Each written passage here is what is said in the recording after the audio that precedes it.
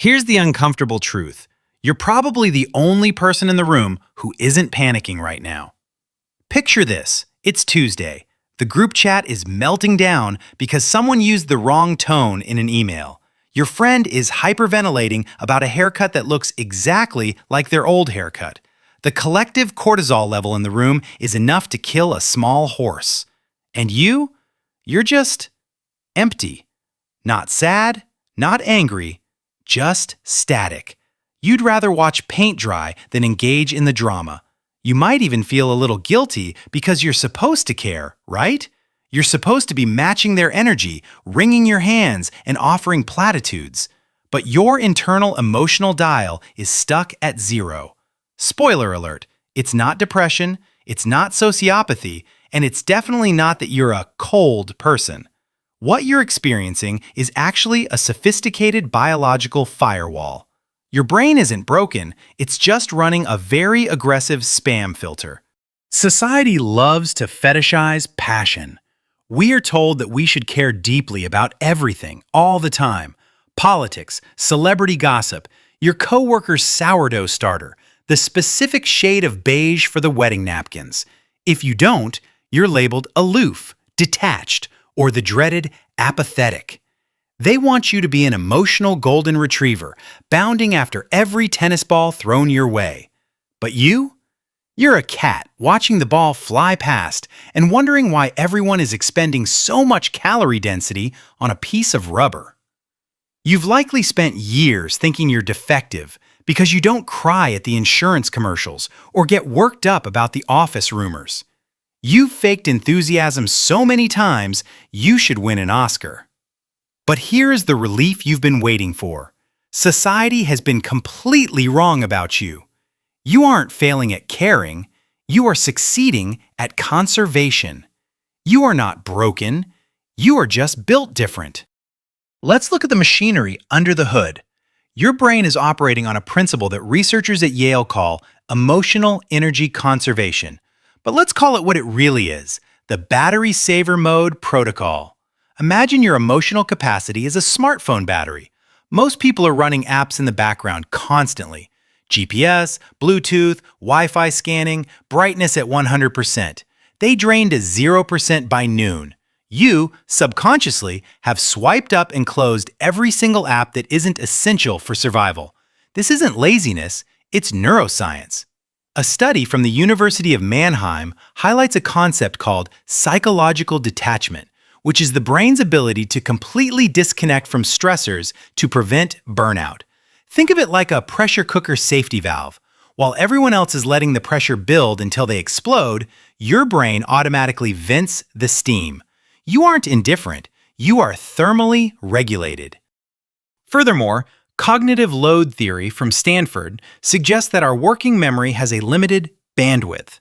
If everyone else is downloading 4K videos of drama, you are deliberately streaming in 144p to keep your processor from overheating. You aren't ignoring the world, you are managing your RAM usage. You treat your empathy like expensive vintage champagne. You aren't going to pop the cork for a ham sandwich, you save it for the wedding. Here's the kicker. This trait, this ability to not give a single care, is actually a superpower. In evolutionary psychology, this is known as adaptive detachment. Back in the Paleolithic era, the guy who panicked every time a twig snapped didn't lead the hunt. He got eaten because he was too busy hyperventilating. The one who stayed cool, detached, and observant, that was the survivor. That was you. You have what psychologists call executive function triage. You instinctively categorize incoming data into actionable and noise. While others are drowning in the noise, you are standing on the shore, dry and capable. Research on defense mechanisms, published in Frontiers in Psychology, suggests that high-level detachment is often a sign of a complex, mature regulatory system, not a deficit. You aren't unfeeling, you are surgical. You save your emotional blood supply for the patients who are actually bleeding out, not the ones with a paper cut. Wild, right? You thought you were numb, but you're actually just efficient. So where did this come from? Let's pump the brakes and look at the timeline. For many of you, this is childhood adaptation. Maybe you grew up in a house that was loud, chaotic, or emotionally volatile. To survive, you couldn't afford to be reactive. If you reacted to every mood swing of a parent or every crisis in the household, you would have shattered. So, your brain learned to cut the cord. It learned that safety meant silence. It learned that not reacting was the only way to maintain autonomy. You became a pattern recognition machine.